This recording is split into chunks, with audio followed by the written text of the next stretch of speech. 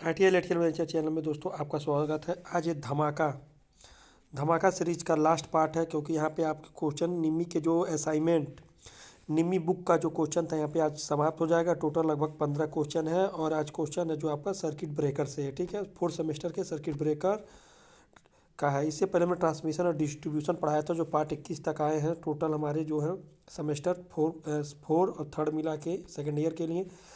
आज ये सेमेस्टर 4 का लास्ट पार्ट है, जिसमें हम 232 से लेके 246 क्वेश्चन तक हम यहाँ पे डिस्कशन करेंगे। ठीक है, कोशिश करेंगे क्वेश्चन अच्छे से आपको समझा सके। अगर आप चैनल पे नए हो तो चैनल को जरूर सब्सक्राइब करें। ठीक है, तो चलिए स्टार्ट करते हैं। विच circuit breaker is installed along with wiring circuit again leakage current protection. Leakage current protection से बचाव हेतु वायरिंग सर्किट के साथ कौन सा सर्किट ब्रेकर लगाते हैं।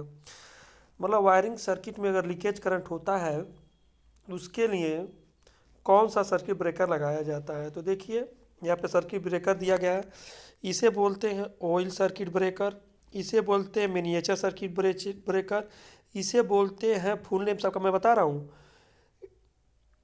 ओहो लीकेज अर्थ लीकेज सर्किट ब्रेकर, और डी वाले को बोलते हैं मोल्डेड केस सर्किट ब्रेकर। ठीक है, चारों को हमने फुल फॉर्म बता दिया है। चाहे तो वीडियो को पॉज करके अब सबका दे सकते हैं। ठीक है, तो ELCB यानी लीकेज सर्किट ब्रेकर, इसने क्या कहा, लीकेज करंट प्रोटेक्शन। तो जब लीकेज सर्किट ब्रेकर तो यही लीकेज करंट आपका प्रोटेक्शन करेगा। ये लगभग 100 मिली एम्पियर करंट जब प्रवाहित होती है तो ये अपना आपका ऑपरेट हो जाता है। कोई 30 मिली एम्पियर पे भी ऑपरेट हो जाते हैं। 30 मिली एम्पियर पे भी आपके कुछ current 30 milli ampere leakage current होने पे भी ऑपरेट होते हैं, जो अच्छे क्वालिटी के होते हैं। ये तो होते आपको 100 मिली एम्पियर के ही मिलेंगे। 233 नंबर है। विच relay hold their contact in position after power is cut off.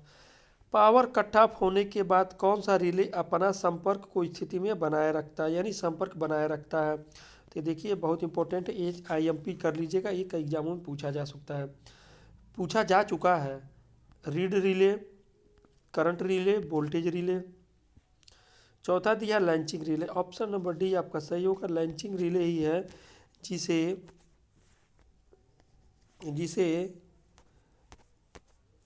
मतलब कट ऑफ होने के बाद भी ये अपना संपर्क बनाए रखता है। 34 नंबर है। What is name of circuit breaker. इस सर्किट ब्रेकर का क्या नाम है। देखिए जो सर्किट ब्रेकर आपको खुली हवा में है, और जब ये सर्किट जब खुलता है, जब टच होता है तो एकदम कहने का मतलब चिंगारी और एकदम एयर ब्लास्ट की तरह होता है। ठीक है, चिंगारियाँ होती है। अब इसके लिए वीडियो भी आप यूट्यूब पे देख सकते हैं। तो क्या कहते हैं, तेल सर्किट ब्रेकर नहीं, ऑयल सर्किट ब्रेकर आपके ऑयल के अंदर होते हैं। ठीक है, वो टैंकर वोंकर लगा होता है, इस तरह बना होता है, इसमें 3 ऐसे निकले होते हैं। एयर सर्किट ब्रेकर, ठीक, और लिया है निर्वात वैक्यूम सर्किट ब्रेकर भी एक चैम्बर में रहता है। ठीक है, अब बच गया एयर सर्किट ब्रेकर और एयर ब्लास्ट सर्किट ब्रेकर। तो 34 नंबर देखिए खुली हवा में रहता है। जब इसमें सर्किट को खोला और बंद किया जाता है तो एक ब्लास्ट की तरह ध्वनि भी होती है, और अचानक क्या मतलब आग की तरह भी आग की क्या चिंगारियाँ भी निकलती हैं बहुत ज़्यादा। थी आपका air blast circuit breaker. Option number आपका भी सही है। 35 नंबर है।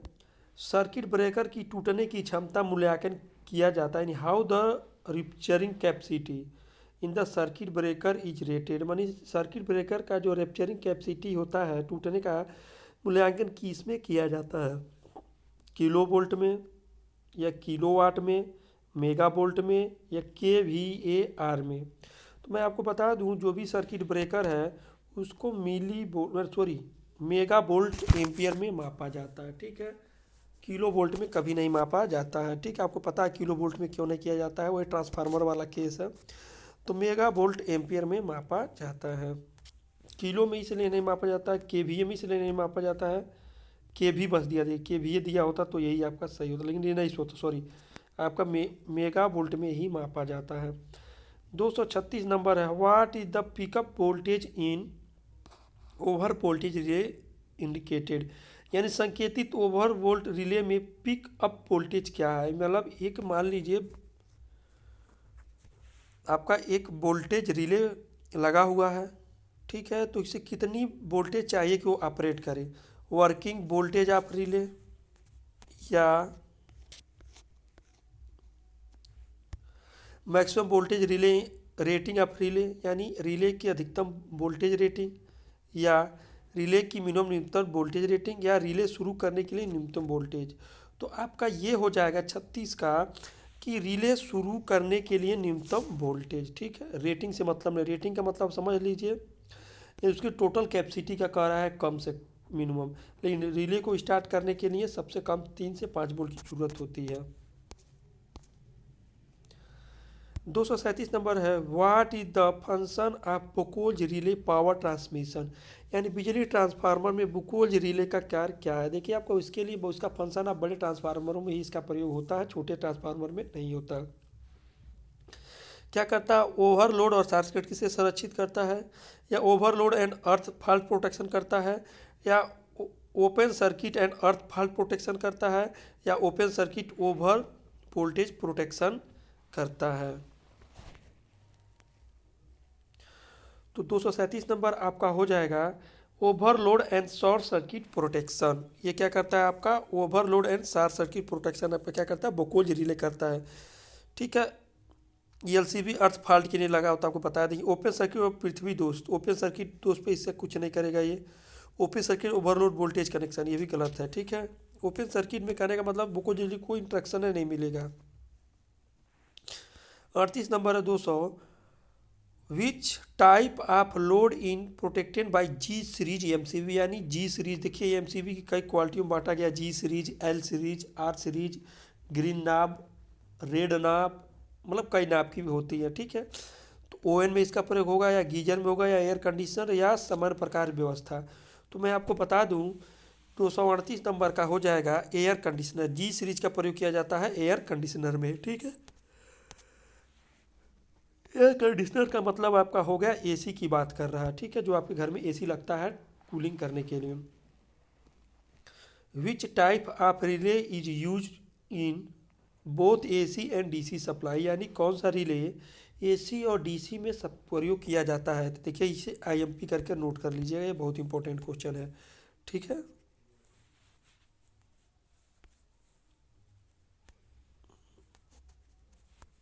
ठीक है, इसे कट मारते हैं। तो रीडी रिले होगा, इम्पल्स होगा, थर्मल होगा, या कंप्रेसर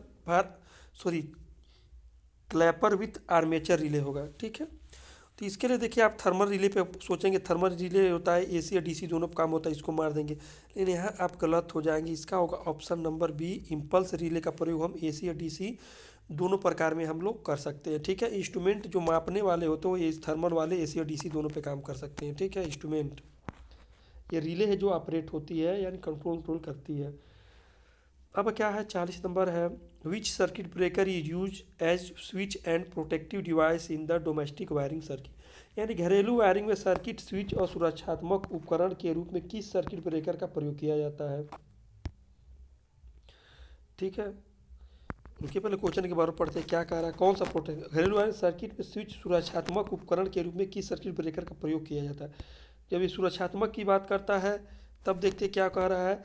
तो 40 का आपका हो जाएगा सुरक्षात्मक में देखते हैं, तो एयर सर्किट ब्रेकर नहीं, ये हैवी लोड के लिए होता है, ये इंडस्ट्री के लिए होता है। मिनिएचर सर्किट ब्रेकर एमसीबी का प्रयोग हम सामान्यतः अपने घर में करते हैं, सही हो सकता है। मोल्डेड के सर्किट ब्रेकर ये भी आपका 100 एम्पियर से ये स्टार्ट होता है, लेकिन 100 एम्पियर से ऊपर 100 से ऊपर स्टार्ट होता, 100 एम्पियर से स्टार्ट होता आपका। ये आपका कहाँ लगा होता है, इंडस्ट्रियों में इसका लगा होता है मोटर वोटर के कनेक्शन में।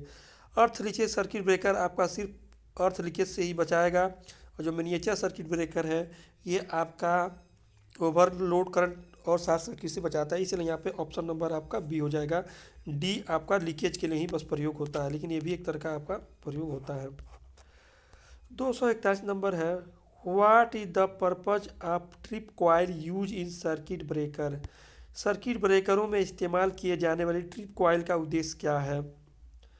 Easy operation, remote operation, actual operation और इमरजेंसी ऑपरेशन। देखिए, सर्किट ब्रेकर में इस्तेमाल किए जाने वाले ट्रिप कॉइल का उद्देश्य होता है remote operation. Option number B आपका सही होगा कि रिमोट ऑपरेशन के लिए हम लोग इसका प्रयोग करते हैं ट्रिपिंग कॉइल का। 242 नंबर है। ओहो, what is the function of relay the breaking operation of circuit breaker in control circuit. यानी नियंत्रण सर्किट में सर्किट ब्रेकर के ब्रेकिंग ऑपरेशन में रिले का क्या कार्य है। रिले ही तो होता है जो किसी प्रॉब्लम को सेंस करता है, दोष की मात्रा को सेंस करना, ब्रेकर की स्थिति का विश्लेषण करना, गलती के मामले में स्पीड को नियंत्रित करना, या ब्रेकर संचालित करने के लिए दोष की स्थिति का पता करना।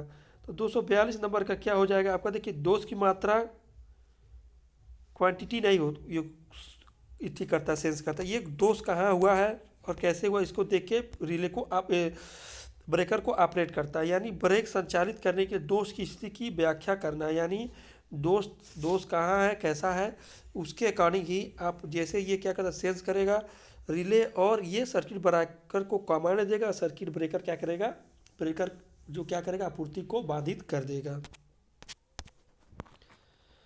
243 नंबर है। What is the effect if the test button marked as X close primary in ELCB। यानी एक्स के रूप में चिन्हित किया गया परीक्षण बटन ELCB में स्थायी रूप से बंद है तो ये क्या प्रभाव है, इसका क्या प्रभाव, यानी स्थायी रूप से क्या है, ये बंद है। यानी बंद का मतलब ये कह रहा है क्लोज सर्किट है। जब क्लोज सर्किट होता है तो आपको पता ही क्या होता है। देखिए यहाँ पे एक्स दर्शा दिया गया है। क्या होगा, सर्किट रुक रुक के ट्रिप होता है, सामान्य रूप से कार्य करेगा, सर्किट पूरी तरह से बंद रहेगा, या लीकेज पर सर्किट ट्रिप नहीं करेगा।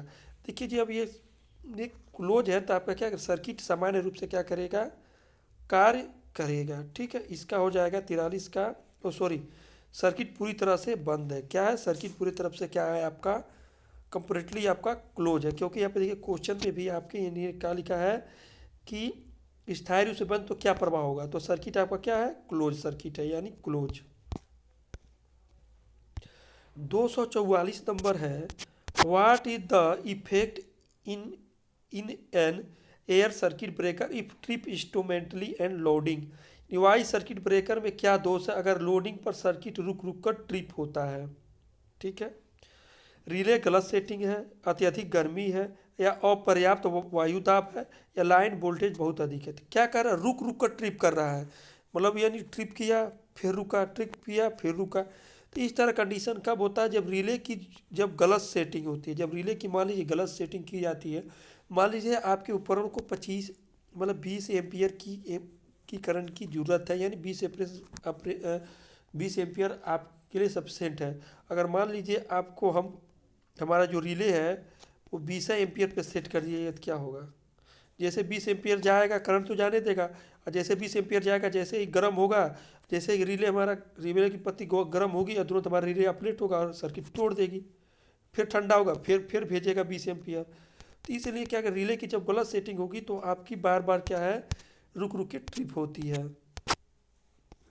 45 नंबर है। What is the defect in the oil circuit breaker in the oil heat exchanger. यदि तेल में अत्यधिक गर्म हो जाए तो तेल सर्किट ब्रेकर में क्या दोष है। लाइन वोल्टेज बहुत अधिक है, या अत्यधिक भार है, या पुअर डाइलेक्ट्रिक स्ट्रेंथ है, या दोषपूर्ण ट्रिपिंग तंत्र है। तो तेल सर्किट ब्रेकर बहुत तेज़ी से गर्म हो रहा है, इसका जो मेन कारण होता है पुअर डाइलेक्ट्रिक स्ट्रेंथ, या परावैद्युतिक शक्ति क्या उस तेल की गड़बड़ है, इसलिए बहुत जल्दी गर्म हो जाती है। वैसे इसकी फ्लैशिंग पॉइंट लगभग 155 सेल्सियस होता है ट्रांसफार्मर ऑयल का। ठीक है, 246 है। What is the case of the detect if phase two ground fault in the transmission line. अगर ट्रांसमिशन लाइन पर फेज टू ग्राउंड फॉल्ट है तो क्या कारण है, फेज से ग्राउंड में आपकी सप्लाई आ रही है, फेज से ग्राउंड में आ रही है, तो क्या फॉल्ट हो सकता है। तो कंपोनेंट फॉल्ट होगा, या इंसुलेशन विफलता होगा, या मानव त्रुटि होगा, या फ्यूज विफलता। देखिए फ्यूज विफलता होगा तो आपका फेज ग्राउंड से टच नहीं होगा, मानव एरर हो सकता है, इंसुलेशन एरर हो सकता है, घटकों की विफलता ये भी हो सकता है, लेकिन जो सबसे सही आपका क्या होगा, इंसुलेशन विफलता सबकी विफलता होने से कुछ नहीं फर्क पड़ेगा जब तक इंसुलेशन विफलता नहीं होगी, ठीक है। जैसे ही मान लीजिए आपका तार का अगर इंसुलेशन हट गया, ये तार है ताकि इसको इसके ऊपर इंसुलेशन जब हट जाएगा तो कहीं से बॉडी में टच हो करेगा तो आपकी लाइन क्या हो जाएगी, क्या कहेंगे हम, अर्थ हो गई। तो ये इंसुलेशन की विफलता में रखा जाएगा। अगर आप थ्योरिकली अगर दिमाग से सोचें तो, अगर आप रफ दिमाग से सोचेंगे तो आप कहेंगे मानव त्रुटि या घटकों की विफलता कहेंगे कि हम हाँ मेरा कंपोनेंट खराब हो गया, लेकिन आप गलत हो जाएंगे। देखिए आप अपने आप को टेक्निकली सोचिए कि इंसुलेशन की विफलता होने पर ही भले घटकों की विफलता होगी, ठीक है, लेकिन घटकों के ऊपर अगर आपके कंडक्टर के ऊपर जो भी कंपोनेंट है उसके ऊपर इंसुलेशन है तो भी ग्राउंड आपका नहीं होगा जब तक आपका इंसुलेशन विफल नहीं होगा, ठीक है। तो आशा करता हूँ क्वेश्चन का एक्सप्लेनेशन आपको अच्छा लगा हो। अगर चैनल पे आप नए हो तो चैनल को जरूर सब्सक्राइब करें, अपने दोस्तों को जरूर शेयर करें, ठीक है। आज के इतना ही, फिर मिलते हैं किसी नेक्स्ट वीडियो में।